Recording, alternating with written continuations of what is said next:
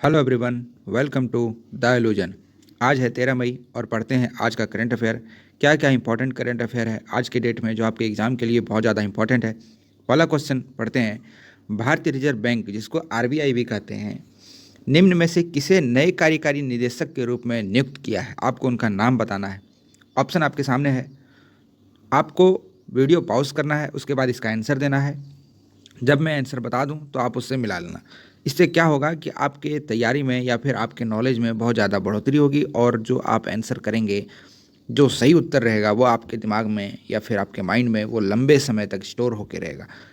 तो इसका ऑप्शन दिया हुआ है जोश जे कट्ठूर, राहुल सचदेवा, राजेश खुल्लर, सुधीर सीतापति।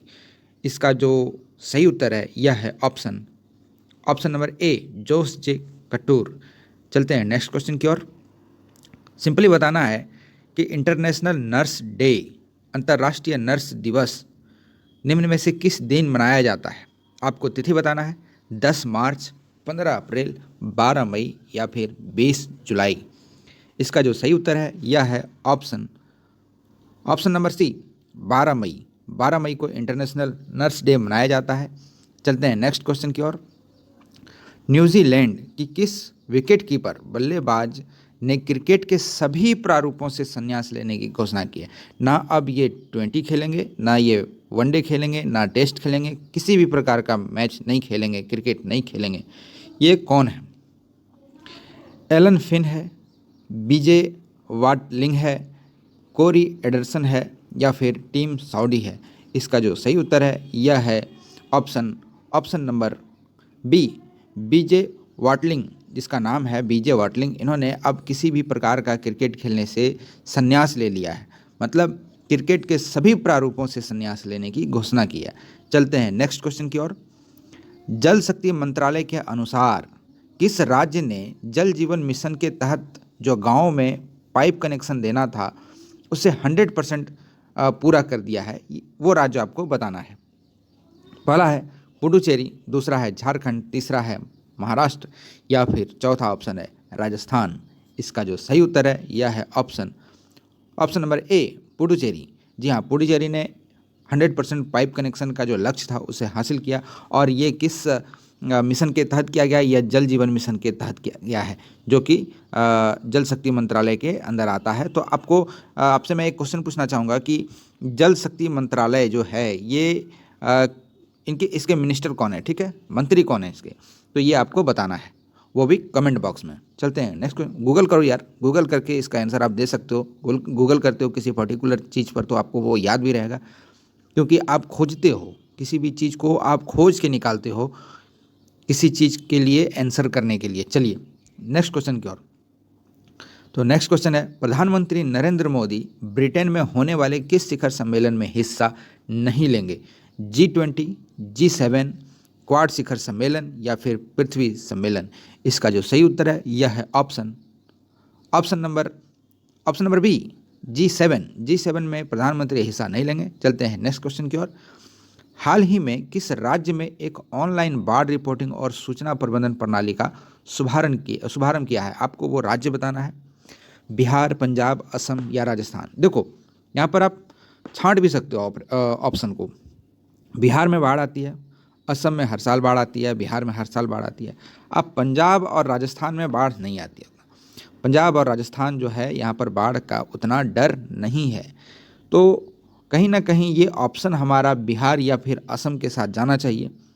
अब बात रही कि यदि बिहार न रह के या असम न रह के, इन दोनों राज्य में से कोई एक न रह के कोई ऐसा राज्य होता, मान लो यहाँ पर बिहार के जगह या असम की जगह, जो भी, मैं तो इसका आंसर बताऊंगा ही, लेकिन अभी आप मान लो कि दोनों ही आंसर में है।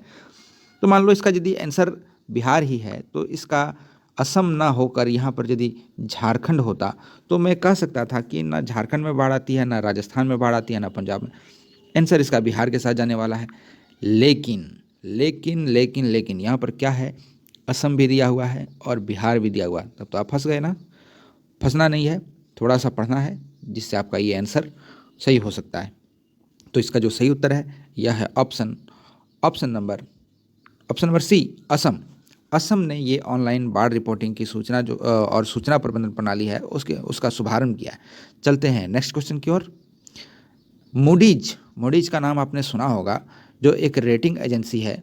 इन्होंने फाइनेंशियल ईयर 2022 के लिए भारत के जीडीपी में वृद्धि दर का अनुमान जो है उसको घटा दिया है, और आपको यही बताना है कि कितना घटा करके कितना किया गया है, उन्होंने कितना रखा है या कितना दिया है।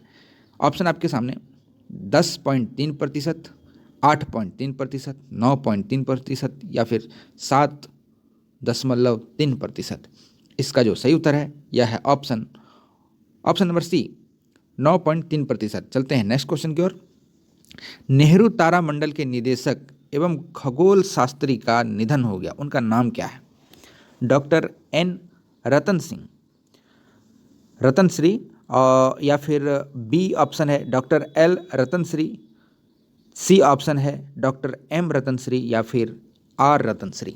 इसका जो सही उत्तर है यह है option number A, doctor N Ratan Shri.